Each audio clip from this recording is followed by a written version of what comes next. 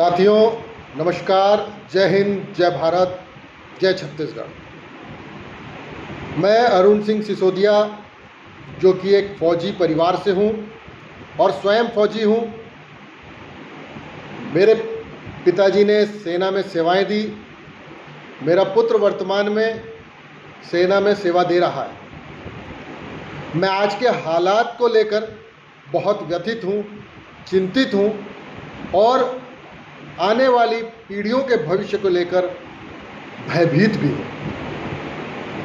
ये शब्द बड़े कठोर और दिल को हिलाने वाले हैं, परंतु वर्तमान परिस्थितियों में अगर हम चुप रहे तो निश्चित ही हमारी आने वाली पीढ़ियाँ हमसे प्रश्न करेंगी कि जब वतन जल रहा था, जब देश के किसान मर रहे थे, जवान सेना के जो है सीमाओं पे मर रहे थे, शहीद हो रहे थे और मजदूर सड़कों पे अपनी जान दे रहे थे, तो आप लोग कहाँ थे?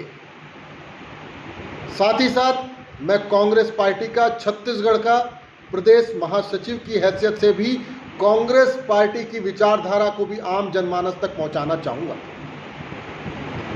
कल किसानों को लेकर एक बिल लाया गया और राज्यसभा में बहुमत नहीं होने के कारण हंगामे की स्थिति केंद्र सरकार द्वारा बनाई गई और अध्यादेश लाकर उसे पारित करके किसानों को फिर से गुलाम बनाने का प्रयास किया गया। आपको याद होगा, जब ईस्ट इंडिया कंपनी जब भारत में आई तो उसने इसी तरीके से छोटे छोटे जमींदारों को, किसानों को, उनकी ज़मीनों को लेने का काम किया और एक समय आया हिंदुस्तान जो सोने की चिड़िया हुआ करता था गुलाम हो गया और जिसकी आज़ादी के लिए कांग्रेस पार्टी के एक एक लोगों ने शहादत दी और ये देश फिर आज़ाद हुआ।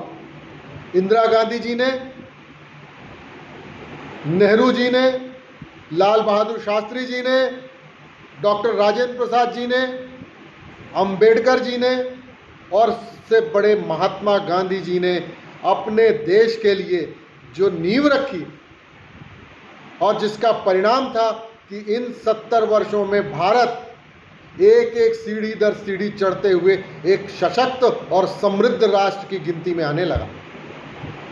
परंतु वर्तमान में पिछले 7 वर्षों से भारतीय जनता पार्टी की सरकार, जो कि आदरणीय नरेंद्र मोदी जी उनके नेतृत्व में काम कर रही है और उसका सिर्फ और सिर्फ उद्देश्य है कि किसी न किसी तरीके से अपने उद्योगपति मित्रों को, धनाढ्य मित्रों को और बाहुबली मित्रों को इस देश की जितनी भी खनिज संपदा है, जितने भी उद्योग हैं, जितने भी व्यवसाय हैं, चाहे किसानी है, चाहे फैक्ट्रियां हैं, इस सारी उनके हवाले कर दिया जाए।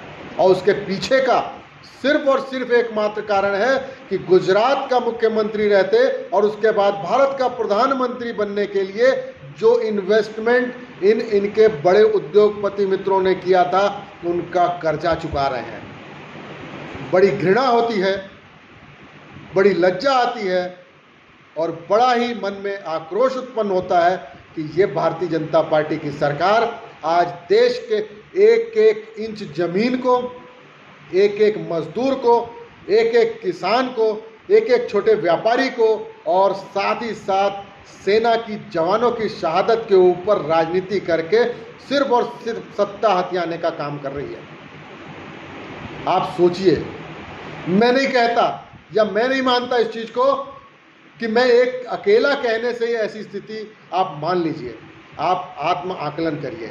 आज भारतीय जनता पार्टी के और अन्य पार्टियों के मेरे बहुत अच्छे मित्र हैं। जब मैं उनसे इन विषय पर चर्चा करता हूं तो वो उनकी भी आंखें शर्म से झुक जाती हैं और वो जवाब नहीं दे पाते। जवाब तो देना होगा, इस देश को देना होगा, साथ ही साथ हर उस नागरिक को देना होगा जिसका इनकम टैक्स आज भारत सरकार के खाते में जाता है और जिसके जीएसटी के पैसों से आज भारत सरकार की अर्थनीति चलती है। आप सोचिए, चिंतन करिए। एक समय था, आदरणीय नरेंद्र मोदी जी ने कहा कि भारत के नागरिकों को एक एक पाई का हिसाब जानने का अधिकार है कि नहीं है। आज वही नरेंद्र मोदी जी बोलते हैं मैं हिसाब नहीं दूंगा। आखिर क्यों दोहरा मापदंड? सिर्फ सत्ता हथियाने के लिए, लोगों की भावनाओं से खेलने का काम, लोगों को भय पैदा करके काम, और उसके बाद अगर कोई भय और भावना से नहीं अगर उनके वश में आता या उनके प्रति नहीं झुकता तो उसके बाद वो लोग हर उस हथकंडे को अपनाते हैं जिससे कि उसको डराया जा सके, धमकाया जा सके और इस राष्ट्र में अपने हिसाब से अपने लोगों के लिए काम करने का उनको अवसर मिले।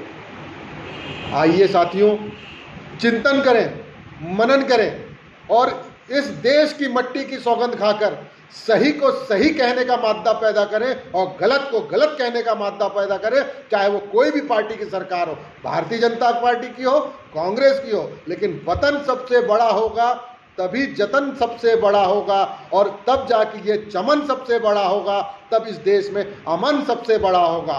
जय हिंद, जय भारत, जय छत्तीसगढ़, वंदे मातरम।